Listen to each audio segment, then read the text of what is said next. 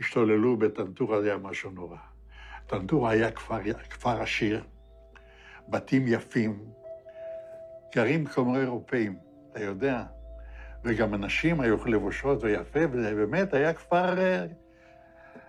אחד אנס שם איזה ילדה בת 16, משהו כזה, אתה מבין? אבל זה מכוער מאוד, היה לנו בחור אחד, הוא נפטר, הוא היה פרא אדם, הוא לקח פשוט מאוד, ורצח אותם בתוך המכלאות. בתוך המכלאות, הם היו במכלאות, אתה יודע, חוטי ברזל כאלה, עגולים כאלה, אספו כל הגברים. הם יושבים שם, כולם, על הרצפה, ובא מישהו ולוקח תת מקלע ומתחיל זה, מחליף מחסנית. מה אתה חושב זה? אבל אנחנו לא היינו כאלה.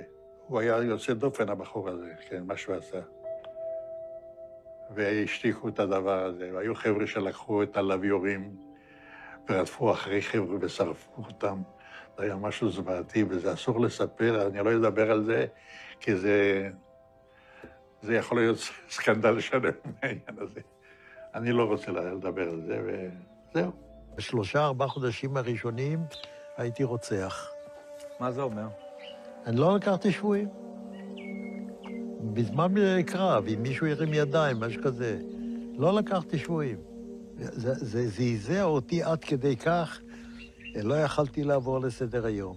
אם היה עומדת כיתה של זה עם ידיים למעלה, אז באותו יום הייתי רואה אותי, הייתי קוצר את כולם, עד כדי כך.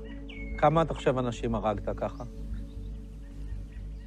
לא ספרתי. אני לא יכול לדעת בחיי. היה לי מקלע עם 250 כדורים.